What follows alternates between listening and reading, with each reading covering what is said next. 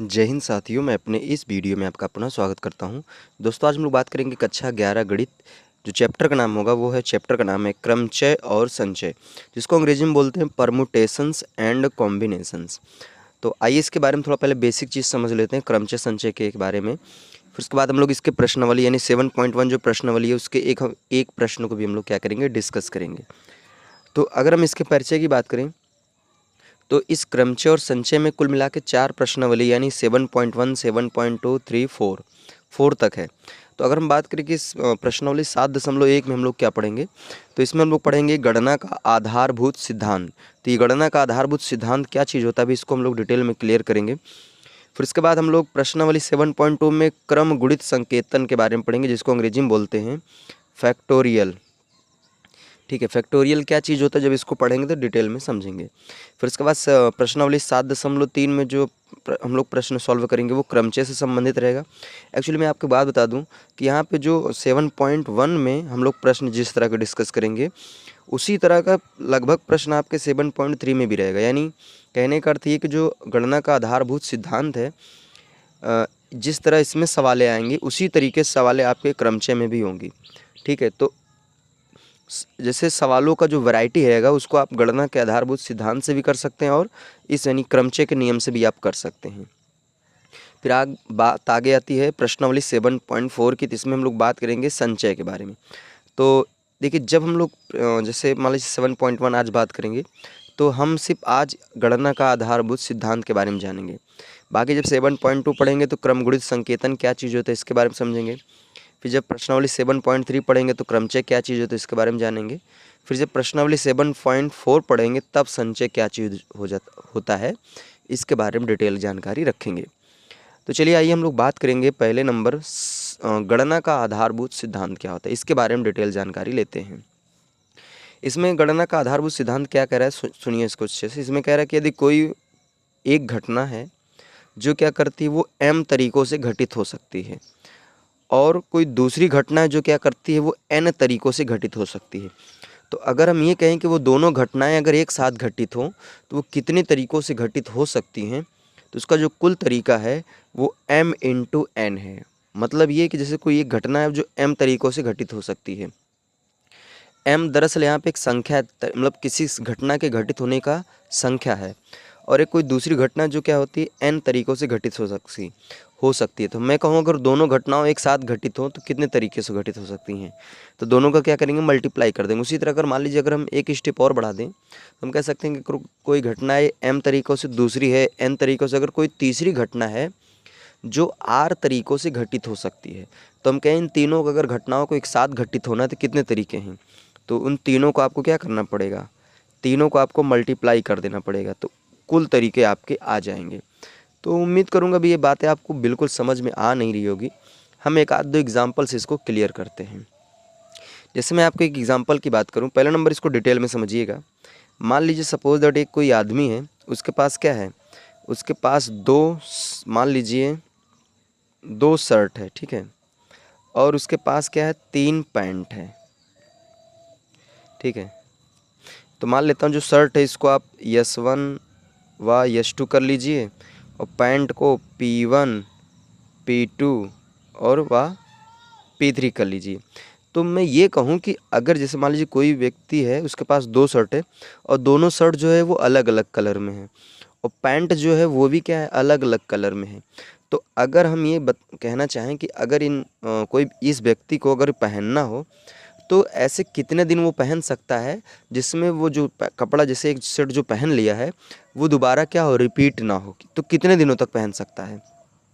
तो देखिए इसमें कितने दिनों तक पहनेगा, तो हो सकता है जो S1 शर्ट है इसके साथ P1 पैंट को पहन सकता है, S1 शर्ट के साथ P2 पैंट पहन सकता है, S1 शर्ट के साथ P3। इसमें देख रहे हैं कि वही चीज़ बार बार रिपीट नहीं हो रही है, मतलब एक चीज़ तो वही रिपीट हो रहा है, लेकिन मतलब जैसे जो शर्ट वो पहले एक दिन पहन लिया है वो शर्ट दोबारा नहीं पहन रहा है, वो अलग अलग हो जा रहा है ना। तो यानी इस S1 शर्ट के साथ 3 दिन गुजर जाएगा, फिर S2 शर्ट के साथ 3 दिन गुजर जाएगा, तो कुल मिला के वो 6 दिन तक बिना पैंट शर्ट को रिपीट किए वो पहन सकता है, ठीक है। तो इसमें देखिए ये 2 शर्ट है तो इसमें घटना के घटित होने के तरीके कुल कितने हैं, 2। और इसमें 3 तरीके हैं। तो मैं पूछूं कि इसमें अगर दोनों को कंबाइंड किया जाए तो कितने तरीके हो जाएंगे? तो भाई 2 गुणे आप क्या कर दीजिए 3, तो कुल कितने तरीके हो जाएंगे? 6 तरीके। तो अभी मैंने तो बताया ना कि कुल 6 दिन तक वो पहन सकता है। तो इस तरीके से आप इसको देखिए डायरेक्टली निकाल पा रहे हैं। अब मान लीजिए एक आध दो एग्जाम्पल और समझिए। जैसे सपोज दैट कोई एक फिल्म डायरेक्टर है, ठीक है, उसके पास मान लीजिए उसके पास 4 हीरो हैं, ठीक है। मान लीजिए एक हीरो का नाम सलमान है, ठीक है, एक हीरो है जिसका नाम अजय है, एक का नाम मान लेते हैं सनी है, ठीक है, और एक का नाम रवि है मान लीजिए। उसके पास क्या है? 4 हीरो हैं। और मान लीजिए उसके पास 3 हीरोइन है। एक मान लेते हैं नाम रवीना है, एक का नाम मान लेते हैं करीना है, और एक का नाम है, चलिए कीर्ति नाम रख लेते हैं, ठीक है। तो ये क्या है? एक फिल्म डायरेक्टर है और उसके पास क्या है? यानी 4 हीरो हैं और उसके पास 3 हीरोइन हैं।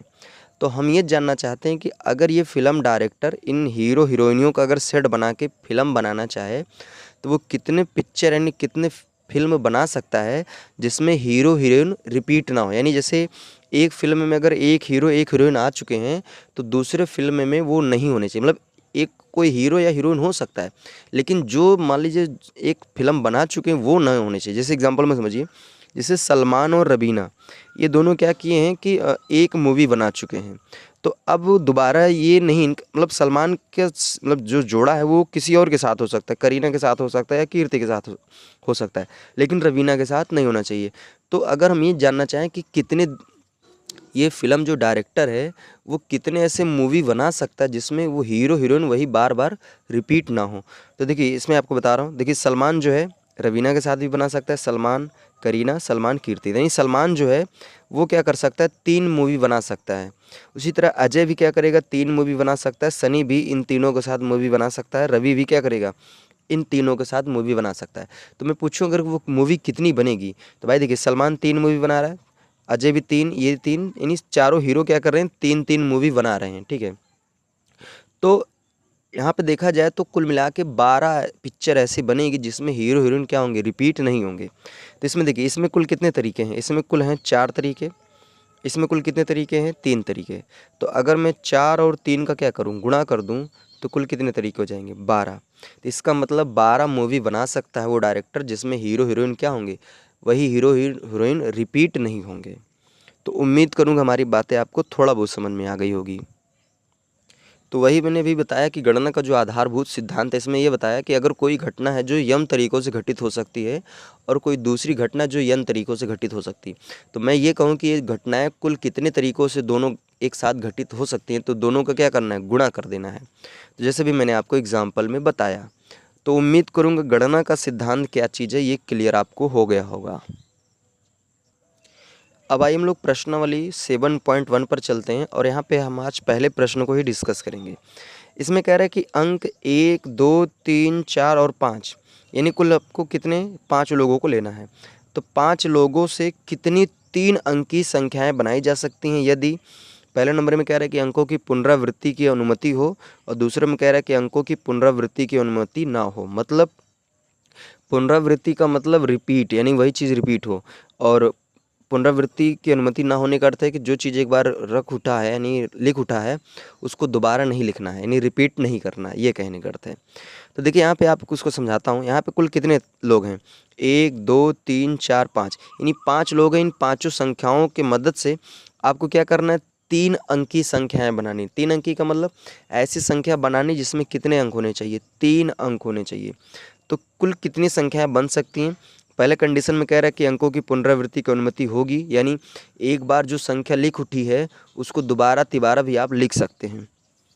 और दूसरे में कह रहा है कि पुनरावृत्ति की अनुमति नहीं होगी, यानी जैसे एक बार किसी संख्या को आपने लिख लिया, जैसे मान लीजिए मैंने 2 को लिख लिया तो दोबारा मैं 2 को नहीं लिखूँगा।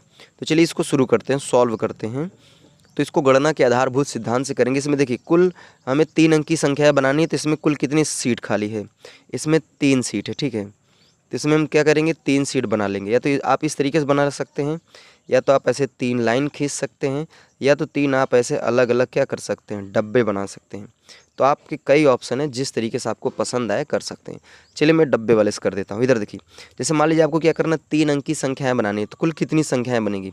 तो भाई देखिए, इसमें पहला नंबर में कह रहा है कि पहले ऑप्शन में बोल रहा है कि अंकों की पुनरावृत्ति होगी, यानी जैसे 5 लोग हैं लिखने के लिए, तो यहाँ पे हम पाँचों को लिख सकते हैं। और फिर अंकों की पुनरावृत्ति, तो यहाँ भी हम पाँचों को लिख सकते हैं, और यहाँ भी हम क्या कर सकते हैं, पाँचों को लिख सकते हैं। तो अगर इन सभी का हम क्या कर दें, मल्टीप्लाई कर दें, तो कितना आएगा, 125। यानी कहने का अर्थ ये है कि 1 से लेके 5 तक अगर हम मतलब संख्या बनाएं 3 अंकों की, और जिसमें अंकों की पुनरावृत्ति हो, तो 125 संख्याएँ बन सकती हैं। ठीक है। अब अगर मान लीजिए दूसरे वाले सवाल में कह रहा है कि अंकों की पुनरावृत्ति नहीं करना है, तो ये तो मैंने पहले वाले को किया। अब दूसरे वाले की अगर हम बात करें तो अंकों की पुनरावृत्ति नहीं हुई है, तो फिर आप क्या करेंगे, 3 डब्बे बनाएंगे। ठीक है। अब देखिए, जैसे मान लीजिए यहाँ पे पहले नंबर पे आप पाँचों में किसी को भी लिख सकते हैं। ठीक है। यानी आपको 5 लोगों को यूज करके 3 अंक की संख्याएँ बनानी है, 3 अंक की। तो यहाँ पे हम पाँचों में किसी को भी लिख सकते हैं, यानी लिखने के लिए यहाँ पे 5 ऑप्शन हैं। अब भाई देखिए, 5 लोगों में किसी एक लोग, भाई पुनरावृत्ति तो अलाउ नहीं है, यानी जो चीज़ एक बार लिख उठा वो रिपीट होगा नहीं। तो अगर 5 लोगों में से किसी एक को यहाँ लिख दिया, तब कितने लोग लिखने के लिए बचे, तब यहाँ बचे हैं 4 लोग। अब देखिए, 5 लोग थे, एक लोग यहाँ लिखा गया, एक लोग यहाँ लिखा गया, तब बचे कितने लोग, तो अब 3 लोग बचेंगे। एक्चुअली देखिए, यहाँ पे आप ये मत समझिए कि यहाँ 5 और 4 में मतलब इनको लिख रहा हूँ, ऐसा नहीं है। यहाँ पे जो 5 और 4 लिख रहा हूँ, दरअसल ये ऑप्शन है, यानी कितने लोगों को यहाँ पर लिखा जा सकता है। तो अब इनका क्या करेंगे, आप मल्टीप्लाई कर लीजिए, तो हो जाएगा 5 चौ 20 और 20 तिहाई 60, यानी कुल टोटल 60 3 अंक की संख्याएँ बनेंगी, जिसमें क्या होगा, संख्याओं को रिपीट नहीं किया जाएगा। जैसे कि एग्जांपल मैं समझाता हूँ। इनमें देखिए, जैसे इसमें आप अगर 3 अंक की संख्या बनाना चाहते हैं, तो आप जैसे 111 भी बन सकता है। ठीक है। 222 बन सकता है, आपका 333 बन सकता है, 444 बन सकता है, 555 बन सकता है, या फिर मान लीजिए 44 5 बन सकता है, यानी 445 बन सकता है। ऐसे इसमें देखिए रिपीट हो रहा है ना, लेकिन इसमें क्या कह रहा है, इसमें कह रहा है कि रिपीट नहीं होनी, एक बार जो लिखा गया वो दोबारा नहीं आना चाहिए। जैसे जैसे इसमें लिखा 4 4 5 ना, तो ये नहीं आएगा इसमें। इसमें सिर्फ ऐसे आएगा, जैसे 1 2 3, यानी 123 हो जाएगा। ठीक है। 124 125, इसमें देखिए जैसे 124 की बात करें तो इसमें कोई रिपीट हो रहा है, नहीं। 125 की बात करें, इसमें भी देखो कोई रिपीट नहीं हो रहा है। 126 127 128 129 130 नहीं लेंगे। क्यों नहीं लेंगे, क्योंकि 30 में 0 है और 0 इसमें दिया नहीं है। तो उम्मीद करूँगा हमारी बातें यहाँ तक आप समझ पाए होंगे। तो बाकी और भी जो प्रश्न हैं उनको हम लोग नेक्स्ट वीडियो में डिस्कस करेंगे। अब हमें दीजिए इजाज़त, इसी तरह मिलेंगे अगली वीडियो में। तब तक के लिए जय हिंद, वंदे मातरम।